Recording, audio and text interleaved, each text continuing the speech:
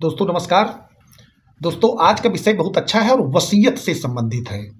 वसीयत से संबंधित होने का अर्थ है कि अगर आप कोई वसीयत ऐसी है जिसको निरस्त नहीं करा पाए हैं या चैलेंज नहीं किया गया है और उस वसीयत के आधार पर किसी रेवेन्यू ऑफिसर ने माने तहसीलदार स्तर के अधिकारी ने उस वसीयत के आधार पर कोई नामांतरण आदेश पारित कर दिया है तो वो नामांतरण आदेश वैध है और स्थायी रूप से चलेगा।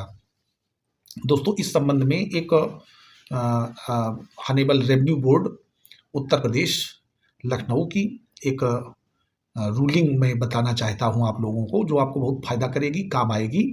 क्योंकि अगर आपका इस तरीके का मामला है तो ये बहुत ही आपके लिए फायदेमंद, उत्साहवर्धक, ज्ञानवर्धक होगी।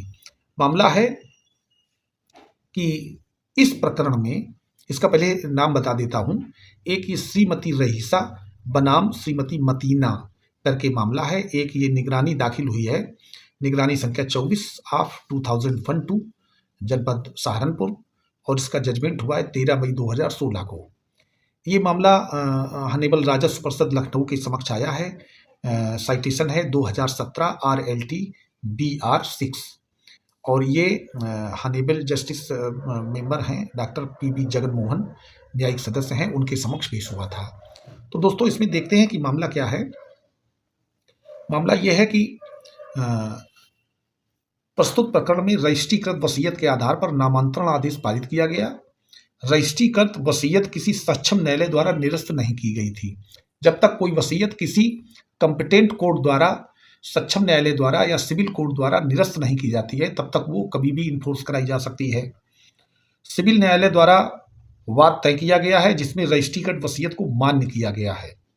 यह निर्धारित किया गया कि तहसीलदार द्वारा रजिस्ट्रीकृत वसीयत के आधार पर ठीक ही नामांतरण आदेश पारित किया गया था, पुनरीक्षण अनुज्ञात किया गया और आक्षेपित आदेशों को अपास्त किया गया तथा रजिस्ट्रीकृत वसीयत के आधार पर तहसील द्वारा पारित आदेश की पुष्टि की गई।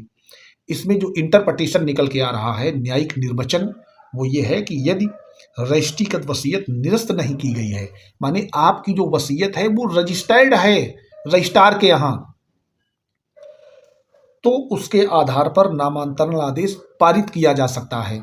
इसका मतलब ये हुआ जैसे जिस व्यक्ति की मृत्यु हो जाती है और उस व्यक्ति ने कोई वसीयत की है और वो काफ़ी लॉन्ग टर्म तक उसके जो भी अपोजिट में आने वाले लोग हैं जो ये दावा करते कि संपत्ति हमारी है, उन्होंने उस वसीयत को कभी निरस्त कराए जाने का मुकदमा दाखिल नहीं किया है, तो उस वसीयत के आधार पर नामांतरण आदेश किया जा सकता है, वैलिड है।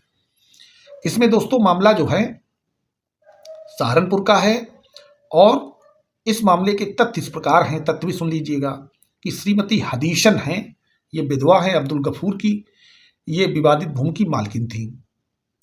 श्रीमती मतीना पत्नी माशूक अली ने पंजीकृत वसीयत दिनांक 7 जनवरी 1994 के आधार पर दाखिल खारिज का प्रार्थना पत्र दिया। एक अन्य बाद मुसम्मात रहीसा व वकीला के द्वारा अपंजीकृत वसीयत दिनांक 1 दिसंबर 1997 के आधार पर नामांतरण वाद प्रस्तुत किया गया। माने दो वसीयत दाखिल की गई, एक पंजीकृत और एक अपंजीकृत। दोनों बाद एक जारी किया गया। निगरानीकर्ता ने अपनी वसीयत दिनांक 1/12/1997 को सिद्ध करने का प्रयत्न किया किंतु अपंजीकृत वसीयत को सिद्ध करने में असफल रही। वसीयत को साबित नहीं कर पाई वो महिला जो अपंजीकृत वसीयत थी। श्रीमती मतीना के द्वारा अपनी वसीयत के गवाह सरदार पुत्र श्रीराम वसीयत को सिद्ध करने में सिंह को प्रस्तुत किया, जिन्होंने वसीयत का लिखा जाना व पंजीयन सिद्ध किया एवं दूसरे की उपस्थिति में वसीयत लिखा जाना सिद्ध किया। कब्जे के बारे में संजय सिंह ने वसीयत दिनांक 7 जनवरी 1994 को सही कहते हुए मतीना का कब्जा होना बताया।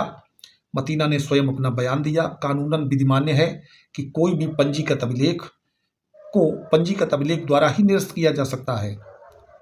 निगरानीकर्ता को वसीयत दिनांक 1 दिसंबर 1997 अपंजीकृत है, जो पंजीकृत वसीयत के सामने कानूनी महत्व के समानांतर नहीं है, उसके गवाहों द्वारा सिद्ध किया जा चुका है। तहसीलदार ने तथ्यों की विवेचना करते हुए पंजीकृत वसीयत दिनांक 7 जनवरी 1994 के आधार पर मुसम्मात मतीना पत्नी माशूक अली के पक्ष में नामांतरण आदेश दिनांक 26 मार्च 1999 को पारित किया। निगरानीकर्ता के द्वारा तहसीलदार आदेश दिनांक 26 मार्च 1999 के विरुद्ध अपील प्रस्तुत की गई। अपीली न्यायालय द्वारा दोनों पक्षों के तर्कों को सुनने के पश्चात वसीयत की वैधानिकता पर विचार न करते हुए अपील आंशिक रूप से स्वीकार कर तहसीलदार के आदेश दिनांक 26 मार्च 1999 को निरस्त करते हुए अपने आदेश दिनांक 20 दिसंबर 1999 के द्वारा रईसा पत्नी मकसूद, वकीला पत्नी इस्लाम व मतीना पत्नी माशूक अली तीनों के पक्ष में नामांतरण आदेश पारित कर दिया तथा पंजीकृत वसीयत दिनांक 7 जनवरी 1994 विद्यमान नहीं है, उसका कोई भी विश्लेषण अपने आदेश में नहीं दिया।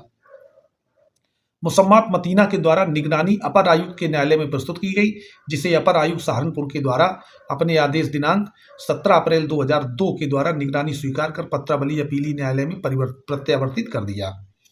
अब विपक्षी अधिवक्ता ने तर्क रखा कि पंजीकृत वसीयत दिनांक 7/1/1994 मृतक हदीसन के द्वारा लिखी गई, हदीसन ने इसको लिखा है, जिसके आधार पर तहसीलदार महोदय ने निगरानीकर्ता के पक्ष में अपंजीकृत वसीयत दिनांक 1/12/97 को न मानते हुए पंजीकृत वसीयत दिनांक 7/1/1994 को विधिसंगत पाते हुए नामांतरण आदेश दिनांक 26/3/1999 को पारित किया था।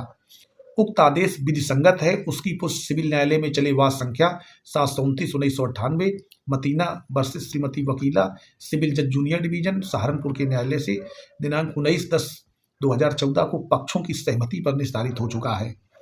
अतः पंजीकृत वसीयत दिनांक 7/1/1994 की पुष्टि किया जाना न्याय संगत है। निगरानी खारिज करने पर बल दिया।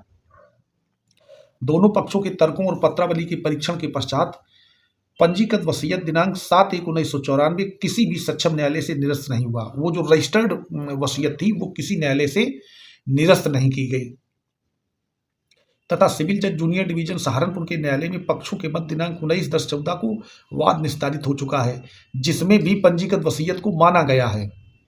उक्त आदेश दिनांक 19/10/2014 किसी न्यायालय से निरस्त नहीं हुआ। तहसीलदार का आदेश दिनांक 26 मार्च 1999 विधिसंगत आदेश है। अतः निगरानी निस्तारित करते हुए अपर आयुक्त का आदेश दिनांक 17/4/2002 व अपीली न्यायालय का आदेश दिनांक 20/12/1999 निरस्त कर तहसीलदार के आदेश दिनांक 26/3/1999 जो पंजीकृत वसीयत के आधार पर पारित हुआ है उसकी पुष्टि करता हूँ। वाद कार्रवाई अधीनस्थ न्यायालयों को पत्रावली वापस भेजी जाए। दोस्तों, इसका सीधा अर्थ ये हुआ कि जब तक कोई वसीयत साबित नहीं हो जाती है न्यायालय में, तब तक उस आधार पर कोई भी आगे कार्रवाई नहीं की जा सकती। माने जब तक कोई वसीयत अगर साबित होने के पहले वो इन्फोर्स हो गई है, कुछ उसमें काम हो गया है और उसको निरस्त कराए जाने का वाद नहीं लाया गया है, तब भी उस वसीयत के आधार पर जो भी दाखिल खारिज या जो भी नामांतरण आदेश होंगे वो बिल्कुल वैध होते हैं, फुली पावर में होते हैं। दोस्तों, ये बड़ा अच्छा विषय था, इसलिए मैंने आप लोगों तक पहुंचाया। दोस्तों, वीडियो अच्छा लगा हो तो वीडियो को लाइक करें। अगर हमारे चैनल पर नए हैं तो हमारे चैनल को सब्सक्राइब कर लें। धन्यवाद।